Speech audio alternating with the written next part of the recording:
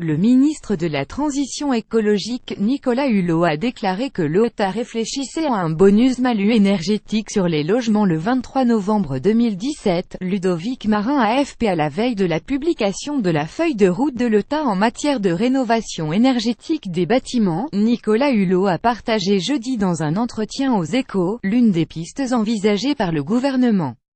Nous réfléchissons à une modulation des taxes foncières ou des droits de mutation en fonction du diagnostic de performance énergétique des logements, a affirmé le ministre de la Transition écologique, plus grand que à lire aussi contraint d'annoncer le revirement sur le nucléaire. Hulot a piqué une colère. Sur le plan juridique, c'est tout à fait possible, à condition de ne pas porter atteinte aux droits de propriété.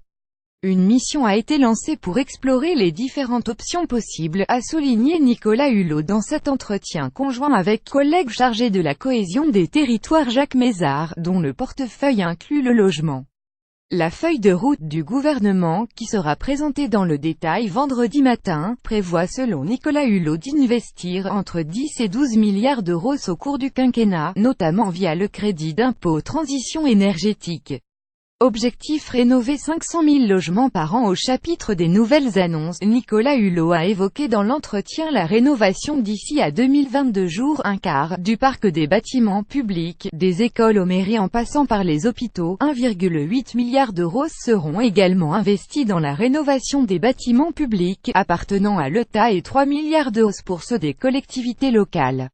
Dans cet entretien, le ministre s'est également fixé l'objectif de rénover 500 000 logements par an, dont 100 000 logements sociaux, en concentrant les efforts sur 150 000 passoires thermiques.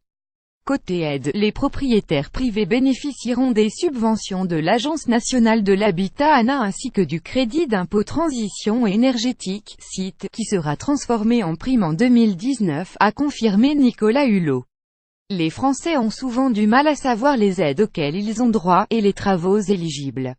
Nous accompagnerons le déploiement de guichets uniques sur le territoire où chacun pourra trouver toutes les informations et avoir accès à tous les dispositifs, a indiqué de côté Jacques Mézard.